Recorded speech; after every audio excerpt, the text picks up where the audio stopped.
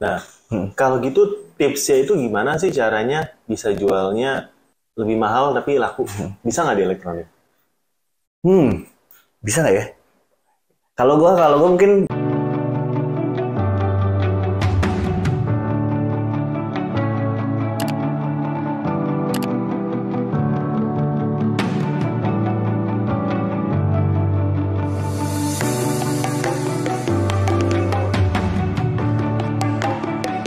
Halo Botakers, kembali lagi bersama Om Botak di channel Cerita Om Botak, dan ini adalah video part kedua lanjutan dari Grebek Seller Elektronik ya Om Jun. Nah, mitra digital mulia ya Om ya. betul. Nah, ini adalah video Road to Marketplace Expert Class ya. Bulan September kita akan ada di Tangerang, bulan Oktober kita akan ada di Bandung ya, tanggalnya teman-teman bisa cek di link di bawah ini, dan November kita akan juga ada di kota lain. Jadi buat teman-teman yang ingin belajar mengenai Shopee, ya kita ada workshop itu 2 hari full ya, teman-teman bisa belajar untuk jadi seller Shopee yang nanti omsetnya mantap. Terutama nanti dari saya akan kasih materi daging banget ya. Iklan Shopee aja itu bisa 4 jam lebih. Ya, jadi pastinya akan membantu teman-teman dalam scale up ya bisnis online di marketplace ya teman-teman. Nah, kita sekarang sudah dengan Om Jun ya. Ya. Kita mau kali ini. Siap. Ya, yang sebelumnya belum pernah di-spill, saya mau korek-korek. Siap Om. Ya. Oke. Om sejak kapan jualan online? Kurang lebih dari 2017 Om. 2017 akhir lah ya, September akhir 2018 awal lah. Memang apa keluarganya itu pengusaha elektronik toko besar gitu jualan ini? Enggak lah. Justru tadinya backgroundnya itu dari orang dalam lah, dari RM dulu. Oh dulu RM? RM di marketplace, rumah makan, ya, relationship manager lah. Oh, relationship manager. Banyak ketemu sama seller-seller. Mungkin dulu kalau saya pegangnya kategorinya home living, mungkin dulu saya ketemu Om juga kali. Bisa. Cuman kalau saya kan ketemunya banyak kan seller-seller elektronik tuh.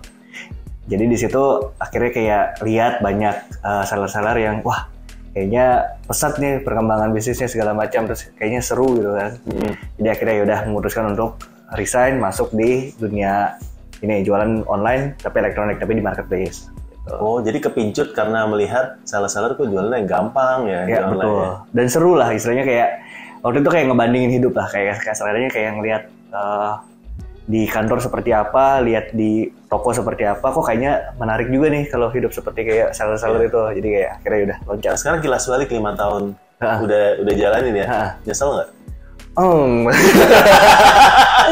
Kalau lihat margin sekarang sih mungkin bisa nyesel juga ya, cuman kalau lihat margin sekarang betul, nanti kita bahas lebih lanjut. Cuma maksudnya kayak ya kalau misalnya kayak gue lihat banyak lah yang bisa disyukurin juga saat kita ada di sini jalanin sebagai usaha gini juga, pasti banyak karena juga kalau bukan jualan online mungkin nggak akan bisa buka usaha ya. Betul. Dan ini kayak harus punya ruko betul. Di jalan gede ya kan. Iya, trafficnya harus sering orang ramai lewat gitu ya, harus sewanya mahal gitu.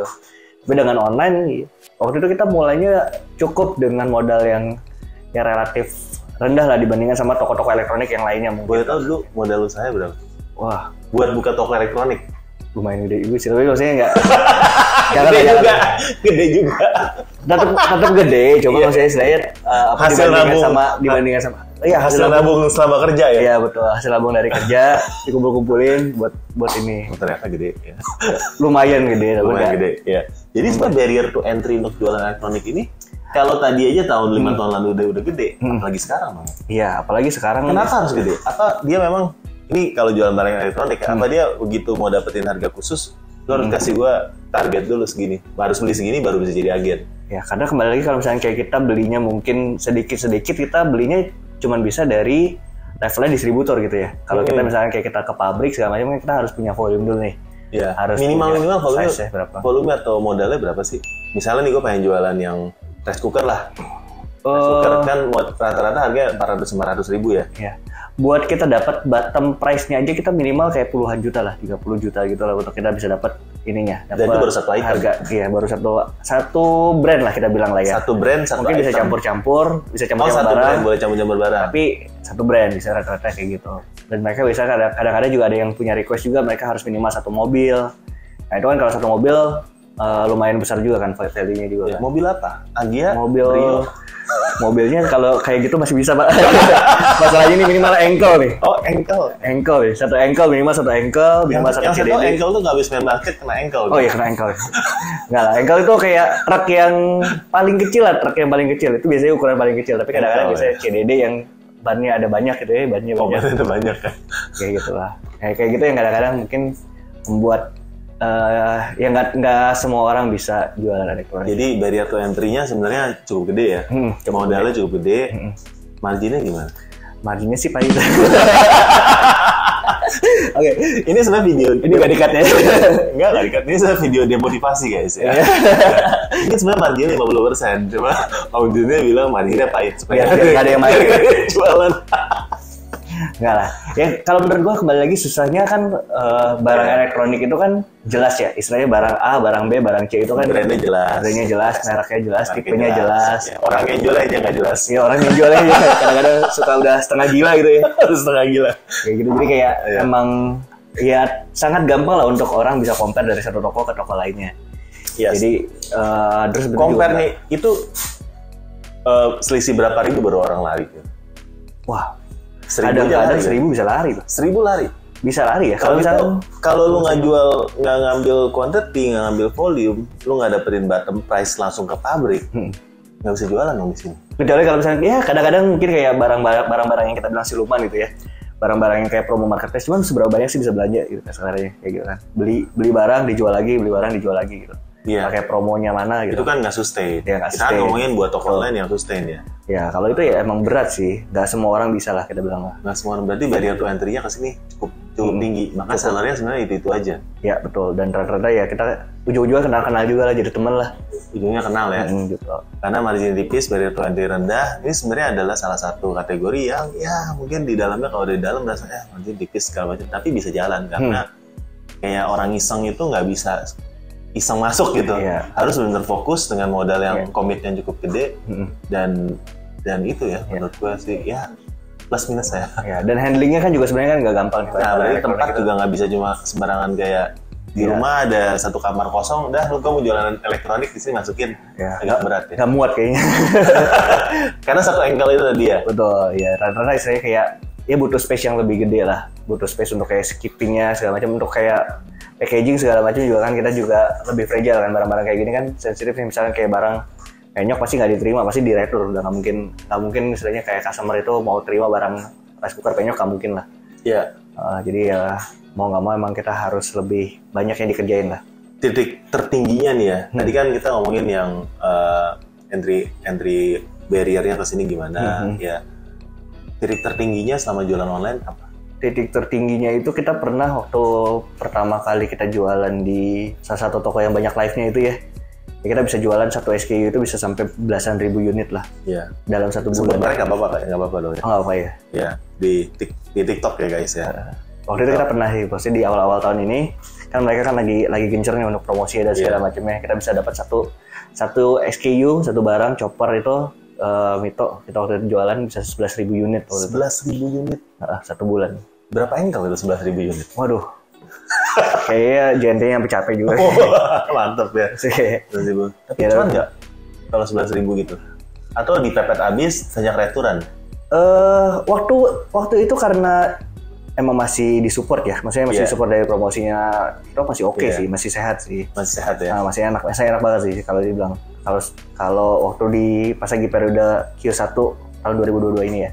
Ya kalau sekarang tapi kayaknya kan mereka kan juga udah mulai mengencangkan ikat pinggang nih. Iya. Ya mau nggak mau ya kita harus pepetin lagi jadi ujung-ujungnya. Ya sekarang memang kita kayak harus create market baru sih, kembali lagi kayak create demand baru. Mau nggak mau lah. Berarti kalau memang ada satu marketplace baru yang lagi bakar-bakar duit, masuk. Justru itulah saatnya nyebur. Saatnya nyebur ya. Kalau udah pahit-pahitan kayak sekarang di Topet, di Shopee itu udah agak berat ya. Ya. Jadi kayak musuh tapi teman, tapi dibilang teman tapi musuh. Kan kayak gitu ya. Kayak banyak yang ya saya kayak mereka kan juga kan butuh untuk survive juga ya, kita ngerti juga. Cuman sebagai seller kita kayak kadang-kadang kena margin dari atas, dari bawah kita digebukin sama seller baru atau misalkan mereka yang mungkin lagi cari nama gitu ya. Jadi ya mau nggak mau lah kita emang harus lebih kreatif lah. Nah, kalau gitu tipsnya itu gimana sih caranya bisa jualnya lebih mahal tapi laku? Bisa nggak di elektronik? Bisa nggak ya? Kalau gue mungkin yang sekarang lagi mau dikerjakan ya, yang sekarang lagi mau dikerjakan adalah kita kayak mau lebih content driven sih, dalam artian kayak nggak mau istilahnya kayak sensitif orang toko sebelah, misalkan kayak bikin harga berapa, kita ikutin harga berapa, tapi kita kayak lebih content driven, bikin kayak live, bikin kayak bikin kayak konten-konten, jadi which is itu kayak mengarah directing langsung ke toko kita. Dan kalau itu kan misalnya kan kayak traffic yang mungkin kayak gratisan, tapi mungkin bisa jadi margin kita jadi lebih gede karena kan mereka nggak akan lari kemana-mana lah, nggak akan lari ke toko-toko lain kan. Berarti itu fokus di konten ya sekarang. Ya di content driven makanya kita zaman konten. Ya. Betul. Tapi kalau konten pasti untuk perjuangan untuk kesini juga lebih berat ya. Iya, emang itu yang mungkin lagi diperjuangkan juga lah. Kita lagi bikin timnya, lagi coba-coba. Maksudnya istilahnya apa yang jadi tips dan triknya mungkin nanti kita lagi godok lah. Kita lagi coba-coba. Mantap. Nah kalau gitu berarti main di konten ya guys ya untuk ininya. Nah padahal sebenarnya yang salah satu yang gue salut kan harganya dari toko-tokomu kan Mitra Digital Mulia ini udah murah-murah ya. Kalau dibandingin sama toko offline, ini sebenarnya harganya udah harga miring banget nih. Betul. Gitu ya. Belum kalau kita pakai promosi ya, kalau belanja di Topet pasti dapat cashback segala macam. Ya, itu pun dengan harga murah gitu pun nggak ada jaminan untuk tokonya bisa rame terus. Iya betul. Karena ya gitu, kembali kita jualan itu kan saingan sama banyak sekali orang kan. Iya. Kadang-kadang kita cari untung, orang cari nama kan. Susah. Nah yang paling susah kan kayak gitu kan. Bener. Kita cari untung. Orang cari nama. Betul. Tapi kalau kita dapat nama, bisa hidup nggak pakai nama? Nggak bisa juga. Nggak bisa juga ya? Iya, ujung-ujungnya dia mesti cari untung dari tempat lain gitu. Tapi kan kantongnya kita sama kantong orang lain kan beda nih. Jadi kayak kantongnya orang lain mungkin ya dari tempat yang lain gitu. Tapi saya barang-barang populernya kita itu ya karena dilihat, oh ini jualan ini laku nih. Iya. Dijadiin sebagai tempat cari namanya dia. Padahal itu sebenarnya sudah bertahun-tahun jadi hero produk kayak kita kan. Nah, pahitnya kalau yang barang itu kita tadi cuannya tebel, dihajar sama orang. Pasti. Terus semua barang kayak gitu. Betul. Terus untungnya dari mana? Ya mau nggak mau ya kita harus se-efisien mungkin lah kerjaan kita supaya istilahnya ya dengan volume kita susah disaingin sama orang, harga kita juga udah nggak bisa disaingin sama orang, tapi kita efisien sehingga kita bisa bertahan lah kasar-kasar kayak gitu sambil kita cari ya source-source dari yang lain. Misalnya kayak kita bikin juga untuk create kita punya brand sendiri. Ada same point juga kita juga dipercaya juga pegang untuk beberapa marketplace dari beberapa official store dari brand-brand juga. Oh berarti Om juga pegang sekarang ya beberapa toko official dari brand gitu ya? Betul. Oh dan itu sebenarnya enak karena ada proteksi dari brandnya ya, mau jual lebih mahal juga ini official gitu. Betul. Rata-rata justru di situ itu walaupun jualannya mungkin jauh dibandingkan sama jualan kita yang reguler, cuma secara keuntungan ya mungkin bisa hampir sebanding gitu dari ininya ya. Maksudnya saya dari yang official store ini sama yang tokonya MDM ini bisa kurang lebih sama gitu. Kalau gitu tinggal dibanyakin aja official store. Betul. Nah, ya jadi itu official store brand ya yang mau toko elektroniknya dihandle ya ini terpercaya. Boleh. Ya udah 5 tahun mantan orang dalam, lihat toko MDM-nya, tadi udah lihat tur ke gudangnya juga, trusted. Ya. Jadi teman-teman boleh nanti ya. Boleh. Kalau lewat Pembotak ada fee. Saya agennya ya. Manajemen fee ya. Ada manajemen. Siap. Ya. Nah berarti tinggal melihat persaingannya sekarang yang makin baik ya. Kita digencet dari marketplace-nya, fee-nya makin naik, makin lama ya. Persaingan juga orang-orang yang cari nama ya, padahal kita cari untung. Gimana sih caranya buat bisa bertahan ya?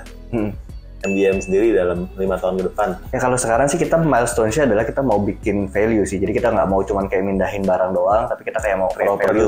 Ya kita kan kayak tukang pindahin dus doang kan, dari supplier masuk dusnya ke kita dusnya kita kasih. Oh enggak kan? Value-nya ada. Oh masih di packing nih.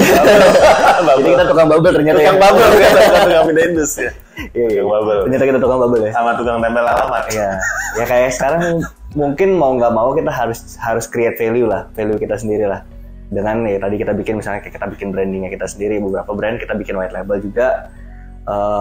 Ya kita pilihin lah maksudnya barang-barang yang kita sourcing bagus, kita branding dengan harapan yaitu kita punya kontrol lebih baik lah. Jadi kayak misalnya ya mungkin kalau dilihat Sekarang ini kan mungkin perangnya masih seller versus seller nih. Cuman mungkin 5 tahun, 4-5 tahun lagi, 10 tahun lagi mungkin udah brand versus brand gitu. Jadi mungkin kayak brand bukan toko Om Botak versus toko MDM, tapi mungkin kayak brand A lawan brand B gitu ya. Iya. Kayak gitu. Jadi mesti mungkin kelihatannya harus bikin barang yang bagus, terus harganya juga terjangkau. Ya. Ya udah, tapi jualannya banyak gitu kayak gitu. Ya, dan ini sebenarnya agak kontradiktif ya. Betul. Biasa orang bilang kalau bagus nggak bisa murah. Betul. Ya, murah nggak bisa bagus. Iya. Tapi ini udah mau bagus, Iya. murah, Ya. banyak juga Jualannya. Iya. Makanya kayak supply chain-nya yang persimple lah ya, kita bilang lah ya. Supply chain-nya jadi dari brand direct langsung ke customer. Direct ya. Dan saya melihat brand-brand dari China yang gede-gede juga sekarang sudah Masuknya kayak gitu ya. Jadi teman-teman, itu tadi formulanya ya. Bikin brand yang jualannya barangnya bagus, murah, kuantiti banyak. Ya. Karena kalau bagus murah, kuantiti sedikit. Nggak nutup. Nggak cuan dan nggak nutup ya. Karena nggak bisa dapat economy of scale-nya juga gitu ya. Kabar gembira Botakers, kita akan mengadakan giveaway. Giveaway-nya adalah 2 jam free bedah toko untuk Botakers. Dan nanti setelah kita menyentuh 30.000, kita akan ada live untuk giveaway-nya. Intinya, 1 Botakers yang beruntung nanti akan dapat free mentoring dari Om Botak one-on-one selama 2 jam. Thank you.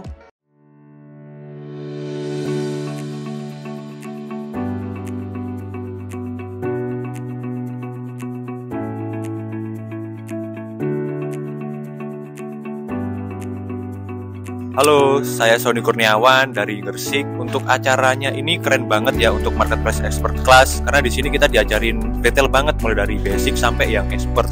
Kesan 2 hari ini ikut emisi adalah nambah insight baru, terutama untuk banyak banget fitur-fitur Shopee yang belum aku optimasi. 2 hari selama mengikuti di Marketplace Expert Class. 2 hari ini keren banget. Terkulik semua iklan, konversi. Pengalaman 2 hari ini itu benar-benar sangat berkesan. Jadi untuk pengalamannya sendiri itu benar-benar tahu apa yang harus dilakukan.